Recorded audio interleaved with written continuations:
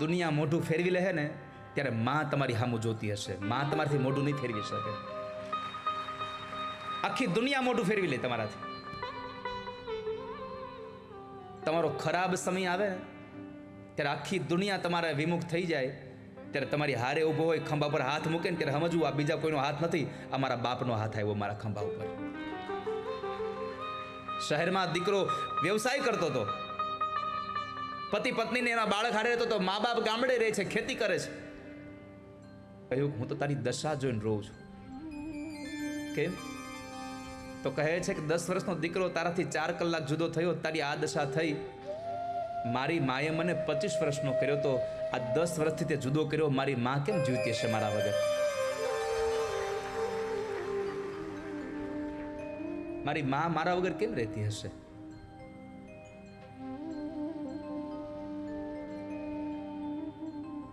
ભવાની આવ્યા ફરી પાછા યજ્ઞશાળામાં.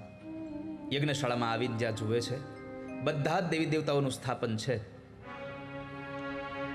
પણ પોતાના પતિ ભગવાન શિવનું કોઈ સ્થાપન નથી. પરમાત્મા શિવનું કોઈ સ્થાપન ન જોયું એટલે ભવાનીને બહુ ક્રોધ આવી ગયો. 13 શ્લોકોમાં ભાષણ કર્યું છે ને. 13 શ્લોકોમાં ભાષણ કરીને સભાસદોને સંબોધ્યું છે કે સાંભળો સભાસદો, જેણે જેણે પણ ભગવાન શંકરની નિંદા કરી છે એને શિવ નિંદાનું ફળ મળજો. સુનહુ સભાસદ સકલ મુનિંદા, કહી સુની જીન હૈ શંકર નિંદા. સો ફલુ તુરત લહબ સબ કાહું, ભલી ભાંતિ પછતાપ પિતાહું. હે સભાસદો સાંભળો, જેણે જેણે ભગવાન શંકરની નિંદા કરી છે એને નિંદાનું ફળ મળજો.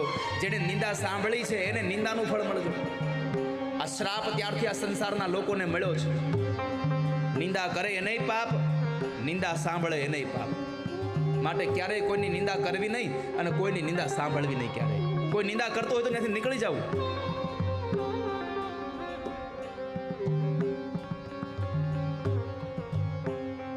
તેર શ્લોકોમાં ભાષણ કરી અને ભવાનીએ પોતાના જમણા પગના અંગૂઠામાંથી યોગાગ્નિ પ્રગટ કરી અને યજ્ઞ મંડપમાં પોતાનો દેહ છોડ્યો. હાહાકાર મચી ગયો કે દક્ષ, આ તો બહુ ખોટું થઈ ગયું, દીકરી મરી ગઈ. પણ પોતાની સત્તાના આવેશમાં આવી એટલો બધો અભિમાનથી છકી ગયો હતો.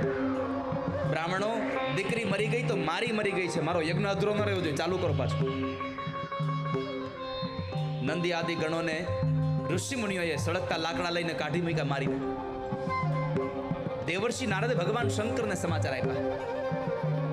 પ્રભુ, ગજબ થયો. શું થયું? તમારું ઘર ભાંગ્યું. ભગવાન કહે છે મારું ઘર ભાંગે જ નહીં, કારણ કે મેં ઘર માંડ્યું જ નથી. હું રહું છું સ્મશાનમાં. સ્મશાનેશ્વા ક્રીડા, હું તો સ્મશાનમાં ક્રીડા કરનારો છું. મારું ઘર ન ભાંગે.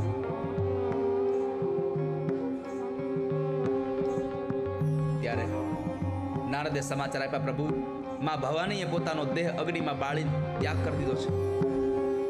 ભવાનીએ દેહ છોડ્યો. શબ્દ સાંભળ્યા ભગવાનને આ ભ્રુકુટીનો વર્ણ બદલાઈ ગયો. આંખોની અંદર લાલ થઈ ગઈ આંખો. જટાને ખોલી એક લટ તોડી પથ્થર પર પછાડી વીરભદ્રને ઉત્પન્ન કર્યા અને કીધું કે જાઓ દક્ષ પ્રજાપતિનો યજ્ઞ વિધ્વંસ કરી નાખો. જો વાલા ભક્તજનો યાદ રાખજો, તમે યજ્ઞ કરો છો ને તો તમને સારું જ ફળ મળશે એ નક્કી નહીં, કારણ કે તમારી જેવી ભાવના હશે ને એવું ફળ મળશે. તમે કોઈનું ખરાબ કરવા માટે યજ્ઞ કરશો તો સૌથી પહેલું ખરાબ તમારું થાય. તમે કોઈનું સારું કરવા માટે યજ્ઞ કરશો તો સૌથી પહેલા સારું તમારું થશે. કોઈને પછાડવા માટે ખાડો ખોદશો તો સૌથી પહેલા ખાડામાં તમે હશો, અને કોઈને કપાળમાં ચાંદલો કરવા માટે જશો તો સૌથી પહેલા આંગળી લાલ તમારી થઈ હશે. કોઈનું સારું કરો તો સારું થશે, કોઈનું ખરાબ કરો તો ખરાબ થશે. વીરભદ્રએ આવી